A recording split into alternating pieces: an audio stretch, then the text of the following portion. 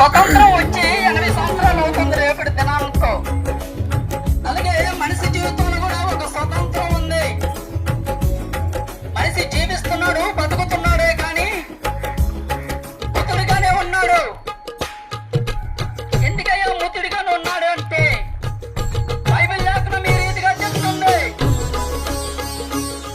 ఓ పిల్లలారా, ఇదిగో మీ తల్లిని మీ తండ్రిని సన్మానించు, అప్పుడు నువ్వు దీర్ఘాయుష్మంతుడు అవుతావని లేఖనం తెలియజేస్తుంది.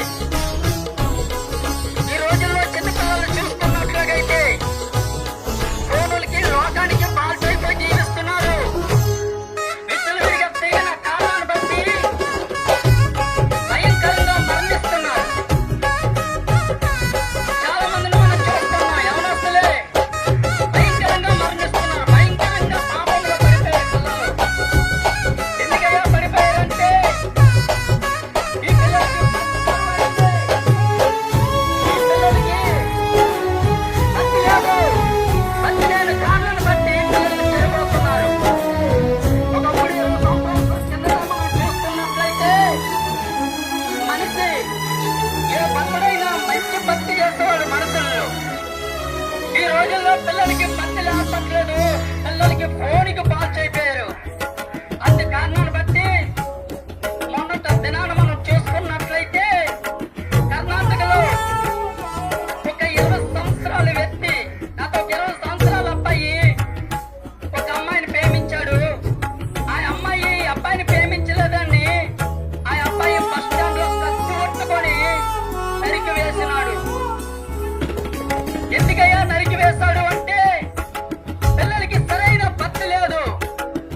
పిల్లలకి ఫోన్లు ఇచ్చి ఫోన్లు అలవాటు చేస్తున్నాం. ఆ ఫోన్లు చూసి గంజాకి గుట్కాలకి కైనాలకి బాల్చైపోతున్నారు ఈ పిల్లలు. కారణాన్ని బట్టి అందుకే చెడిపోతున్నారు పిల్లలు. అయితే యేసుక్రీస్తు ప్రభువారికు మీ గ్రామంలో యేసుక్రీస్తు ప్రార్థనా మందిరం ఉంది. అక్కడ ఈ ప్రార్థనా మందిరానికి వస్తే మీ కొరకు దైవ సేవకులు ప్రార్థిస్తారు మీ పిల్లల కోసం.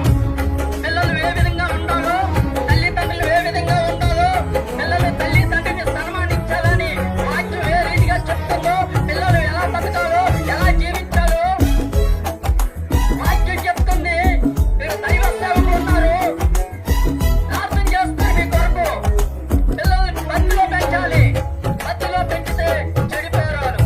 మనసులో స్వార్థం వచ్చింది, అసూయ వచ్చింది, కుళ్ళు కుతంత్రాలతో బతుకుతున్నాడు మానవుడు. వంట తెలంగాణ బెంగాల్ దేశంలో ఒక తల్లి 2 నెలల బాబుకి ఆమె అత్త అవుతుందంట. ఆ వ్యక్తి కాలు ఇచ్చి